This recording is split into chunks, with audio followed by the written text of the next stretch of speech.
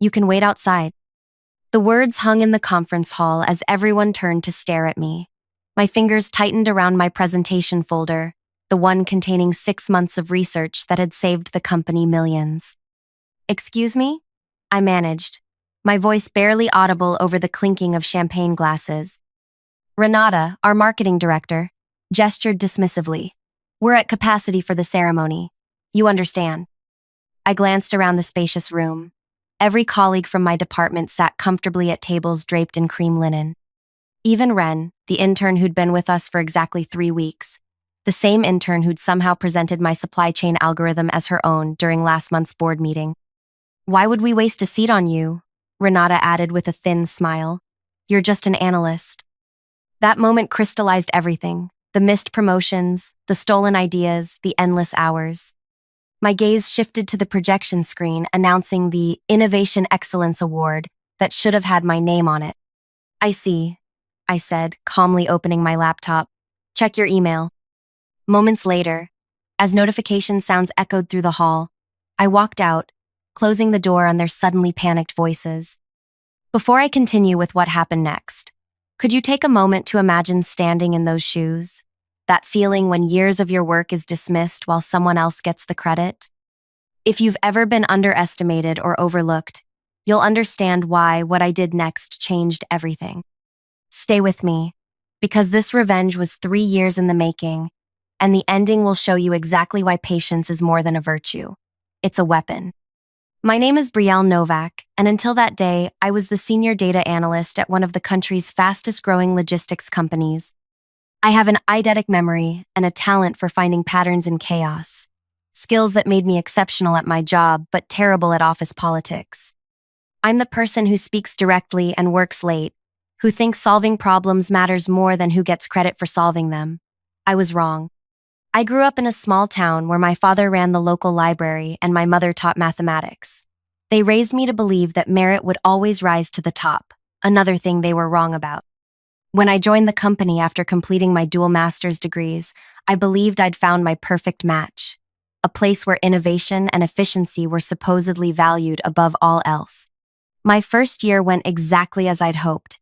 I created an inventory tracking system that reduced errors by 37%.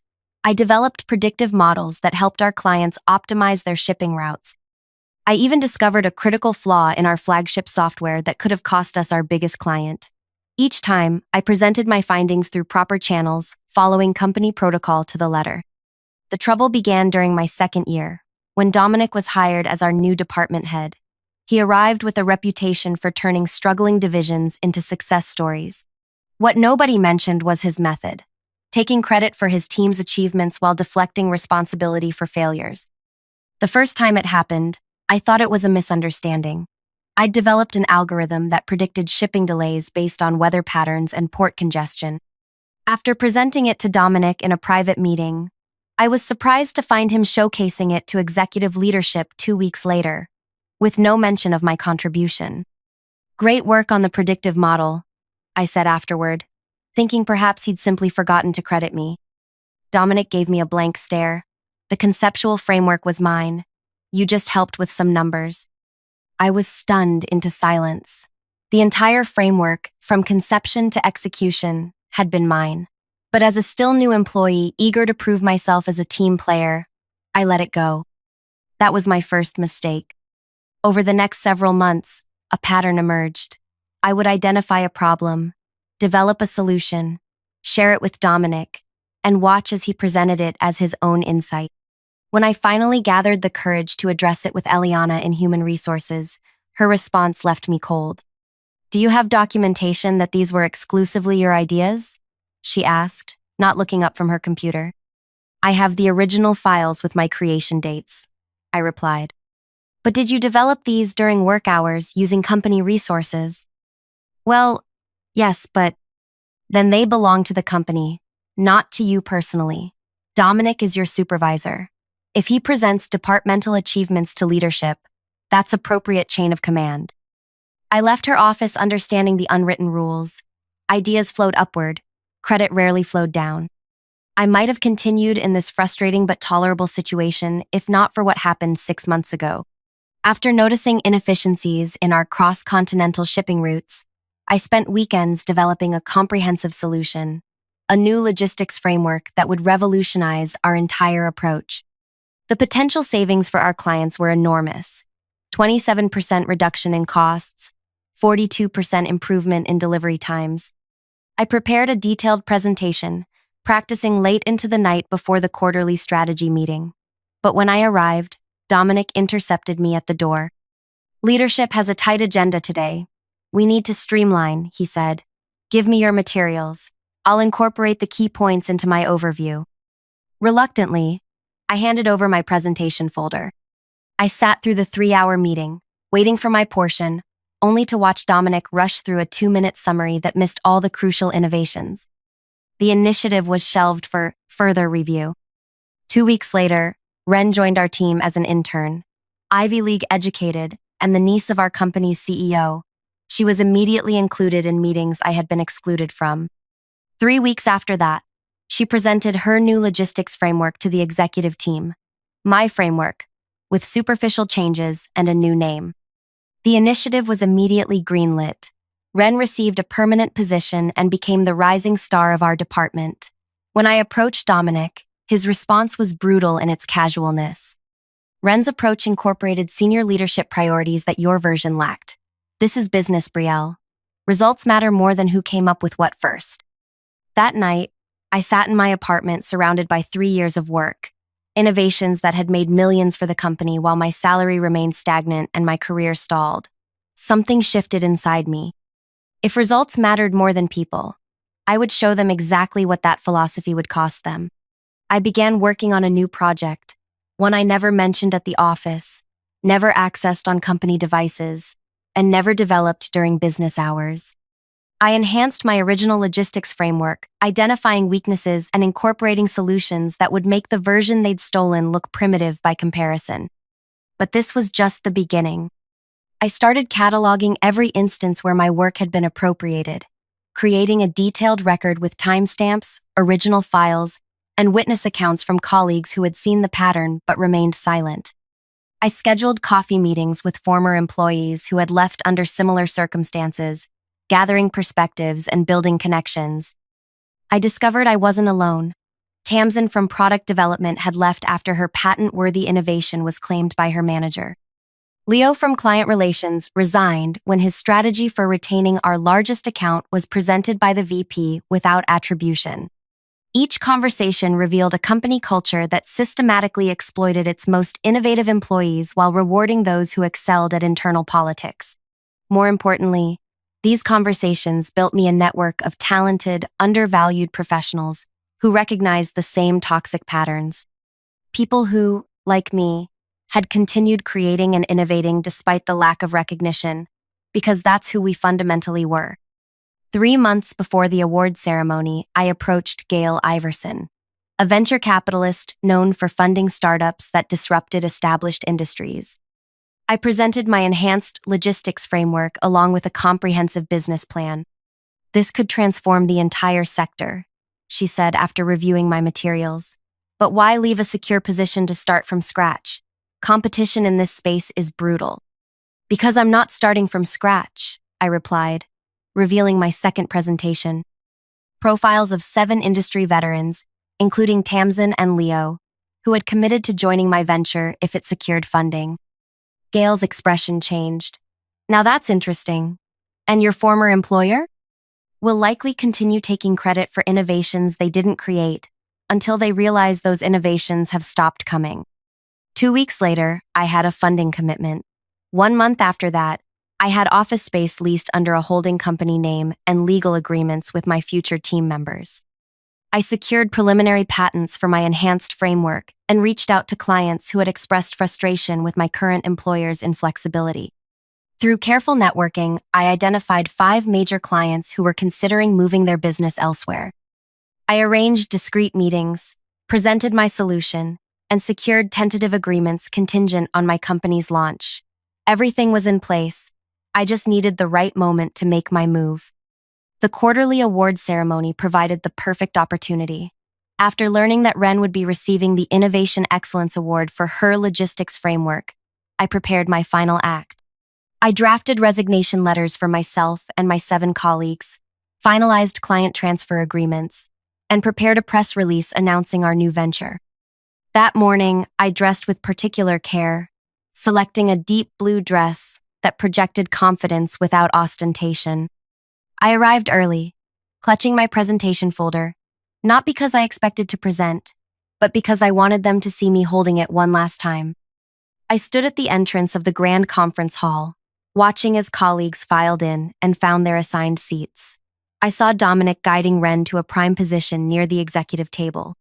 I noticed Renata, the marketing director who had always treated operations staff as beneath her notice, checking the seating arrangements. When she spotted me, her expression shifted from surprise to irritation. That's when she spoke those words. "You can wait outside."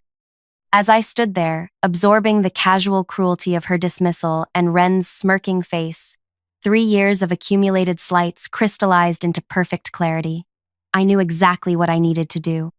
The moment I sent that email, containing our resignation letters, client transfer notifications, patent applications, and the press release scheduled for the following morning, I felt a weight lift from my shoulders. As notification sounds chimed throughout the room, I walked away without looking back. I had only reached the parking garage when my phone began ringing. The CEO's name flashed on my screen. I declined the call. Then came texts from Dominic. Then Eliana from HR. I ignored them all. If you're still with me, thank you for your patience. The journey I've shared so far is one many of you might recognize. The frustration of having your contributions overlooked, your ideas stolen, your potential dismissed. If this resonates with you, please take a moment to like this video and subscribe to hear stories of others who found their power in unexpected ways. Because what happened next wasn't just about revenge, it was about reclaiming what was rightfully mine while creating something even better. As I walked to my car, I felt my phone vibrating continuously in my pocket. I finally pulled it out to see 7 missed calls from the CEO, 3 from Dominic, and a flurry of increasingly desperate text messages. The most revealing came from Renata. "Whatever they're offering you, we'll double it. Come back inside now." That's when I knew they'd finally read what I sent. Comprehensive documentation of how my stolen algorithm had been fundamental to the company's recent success, along with proof that their version, the one they'd given Ren credit for, was merely a shadow of my complete innovation. I was unlocking my car when I heard rapid footsteps behind me. I turned to find Vincent, our vice president, breathing heavily after chasing me down 3 flights of stairs. "Brielle, wait," he gasped, his usually impeccable appearance now disheveled. "You can't just leave like this. The company needs you." I regarded him quietly. Interesting. An hour ago, I wasn't even worth a seat at the ceremony. "That was a misunderstanding," he said, straightening his tie. "A clerical error." Was it also a clerical error when my name was removed from the quarterly reports?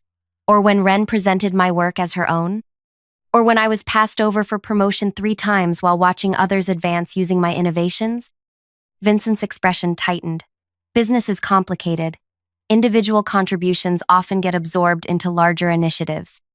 "Yes, I've noticed whose contributions get absorbed and whose get celebrated," I replied, "but that's no longer my concern.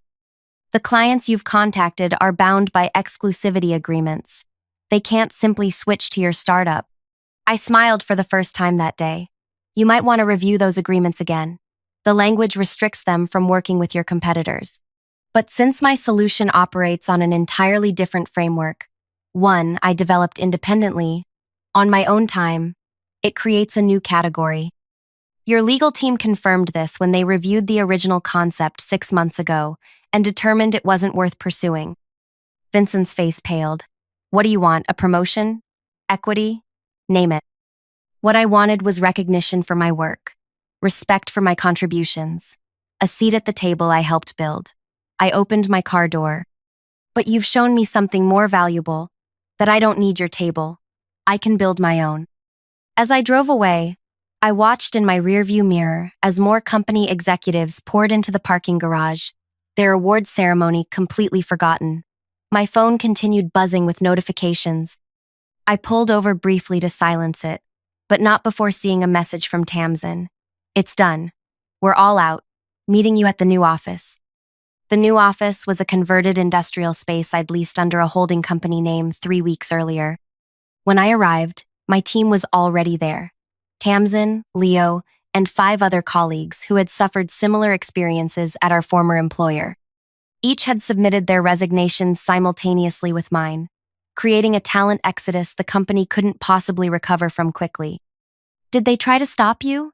asked Meredith, our operations specialist who had been repeatedly overlooked despite generating our former employer's most profitable client relationships. "Vincent chased me to the parking garage," I replied. "Offered me anything I wanted." "Bet that felt good," Leo said, handing me a cup of coffee from the machine we'd installed the previous weekend. "Not as good as this will," I said, opening my laptop to show them the response I'd received from our first major client.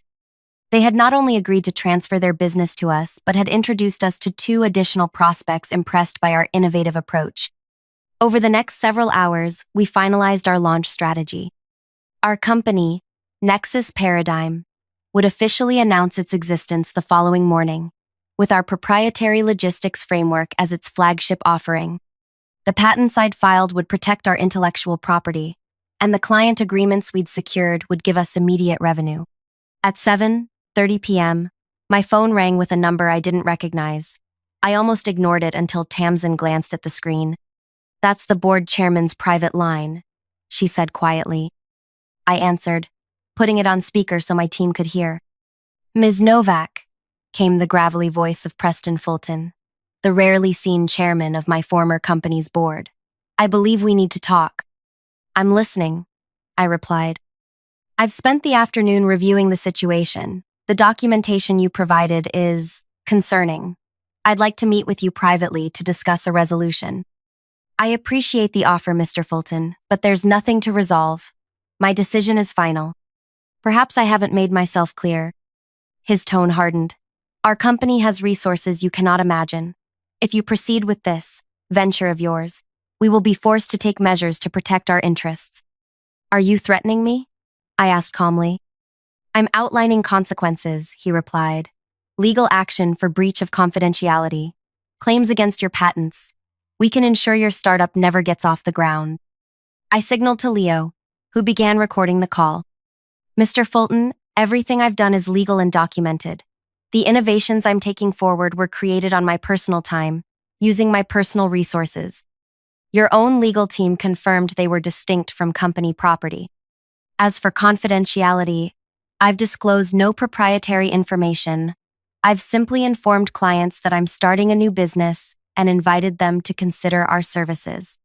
"Clients who are contractually obligated to us," he countered.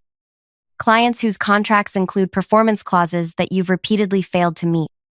I didn't need to persuade them to leave. I simply offered them a better option when they were already looking elsewhere. The line went silent for a moment. "What would it take to bring you back?" he finally asked, his voice noticeably softer. "Name your terms." I looked around at my team, talented professionals who had been undervalued, overlooked, and exploited. People who had trusted me enough to take this leap together. "There are no terms, Mr. Fulton. This isn't a negotiation tactic. It's a new beginning." After ending the call, we spent hours preparing for the media response we anticipated following our announcement.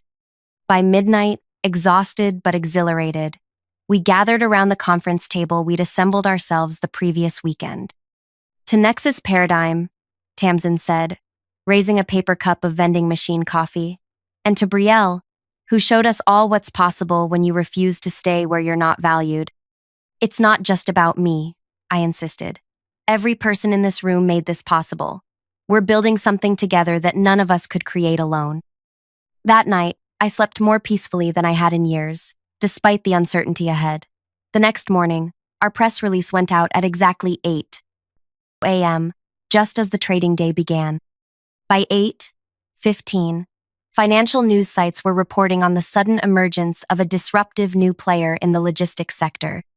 By 9, they were reporting on the subsequent drop in my former employer's stock price. At 9:30, we gathered around a screen to watch our former CEO give an emergency press conference. His usual confidence was nowhere to be seen as he attempted to reassure investors that the departure of a few employees would not impact operations. The market disagreed. The stock dropped another 7% during his 17-minute speech. When he announced that Dominic would be stepping down to pursue other opportunities, I felt no satisfaction, only confirmation that the company would continue its pattern of scapegoating individuals rather than addressing its toxic culture. By noon, our phones were ringing constantly with calls from potential clients, investors, and even former colleagues interested in joining us. The industry had taken notice, and our calendar quickly filled with meetings. What my former employer had failed to understand was that true innovation doesn't come from titles or hierarchies. It comes from valuing the people who generate ideas. 1 week after our launch, as we prepared for a meeting with our largest new client, I received an email from Ren. The subject line read simply, "I didn't know." The message was brief. I was told the framework was collaborative, with your minor contributions already compensated. I never intended to take credit for your work. For what it's worth, I'm sorry. I started to type a response, then stopped. Her apology might have been sincere, but it changed nothing. She had been a symptom of the problem, not its cause. Instead of replying, I closed the email and focused on preparing for our client meeting. 3 months after our launch, Nexus Paradigm had secured contracts with 27 clients, including 3 of the largest shipping companies in the country. Our revolutionary approach to logistics optimization had reduced costs for our clients by an average of 31%, exceeding even my original projections. We had grown from 8 employees to 23, carefully selecting people who brought both skill and integrity to their roles. The true vindication came 6 months after the award ceremony that had changed everything. My former company announced a strategic restructuring that industry analysts recognized as a desperate attempt to remain competitive. Their stock had fallen 43% since our launch, and rumors of a potential buyout were circulating on financial news sites. I was reviewing our quarterly results when my assistant mentioned that Vincent, the former VP, was in our reception area asking to meet with me. "Did he have an appointment?" I asked. "No," she replied, "but he said it was important." I considered sending him away, but decided against it. Whatever he wanted, I was curious enough to hear it. When Vincent entered my office, the change in him was striking. The confident executive had been replaced by someone who looked as though he hadn't slept properly in weeks. "Thank you for seeing me," he said, remaining standing until I gestured toward a chair. "What can I do for you, Vincent?" He placed a folder on my desk. "This is a formal acquisition offer. The board wants to purchase Nexus Paradigm and integrate your technologies into our existing framework." I opened the folder, glanced at the figure on the first page, and closed it again. "That's a substantial offer," I acknowledged. "It reflects the value of what you've built," he replied, "and the cost of competing against you. Why are you the one delivering this? Where's the investment team?" Vincent shifted uncomfortably. "The board thought you might be more receptive if the approach came from someone you knew. Even though that someone told me I wasn't worth a seat at the table?" I never said. "You never had to say it. You showed it in every decision, every meeting invitation that never came, every time you let someone else take credit for work they didn't do." Vincent looked down at his hands. "The company has changed since you left.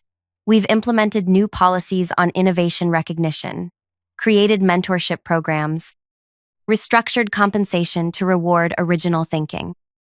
All things that could have been done before if anyone had cared enough to listen." "Yes," he admitted quietly. "That's why I'm really here. Not just for the acquisition offer, but to ask, would you consider returning as Chief Innovation Officer, reporting directly to the board?" I studied him for a moment, recognizing the desperation behind the offer. 6 months ago, such recognition would have meant everything to me. Now, it felt hollow. "I'm going to review your acquisition offer with my team and our advisors," I said carefully, "but I won't be returning as an employee under any circumstances. I've built something I believe in here, with people who value each other's contributions. That's not something I'm willing to compromise." After Vincent left, I sat alone in my office, reflecting on the journey that had brought me here. The pain of being overlooked had transformed into the power of creating something authentic. The colleagues who had once dismissed me were now approaching me as equals or seeking my approval. But the true victory wasn't in their recognition. It was in discovering that the table I had fought so hard to sit at wasn't worth a place at all. By building my own company, I had created not just a seat for myself, but a place where everyone's contributions were valued. The revenge I had planned had succeeded beyond my expectations, but its sweetest fruit wasn't watching my former employer struggle, it was watching my new company thrive. We weren't just profitable. We were creating a workplace where innovation flourished because people felt safe sharing their ideas. 6 months after that meeting with Vincent, we declined the acquisition offer and instead announced an international expansion. 1 year after the award ceremony, where I'd been told to wait outside, I was invited to give the keynote address at the industry's largest conference. As I walked onto that stage, I saw faces I recognized in the audience, including several from my former company. But this time, they weren't looking at me with dismissal or contempt. They were looking at me with something new: respect. I began my speech with the same words that had once been used to exclude me. "You can wait outside." A murmur ran through the audience. "Those words changed my life," I continued. "Not because they hurt, though they did, but because they finally showed me the truth, that I was waiting for recognition from people who would never give it freely, that I was measuring my worth by their standards rather than my own." The room fell silent as I shared my journey from overlooked analyst to industry innovator. I didn't name my former employer or colleagues. I didn't need to. The story wasn't about them anymore. It was about the power of knowing your own value, even when others fail to see it. I looked out at the faces watching me, some inspired, some uncomfortable, all attentive, and delivered my final thought. The most powerful seat isn't the one others save for you. It's the one you build yourself. Have you ever been in a situation where your contributions were overlooked or someone else took credit for your work? How did you handle it? I'd love to hear your stories in the comments below. And if this resonated with you, please like and subscribe to hear more stories about finding your power in unexpected places. Remember, sometimes being excluded from one table is the push you need to build something better, something that's entirely yours.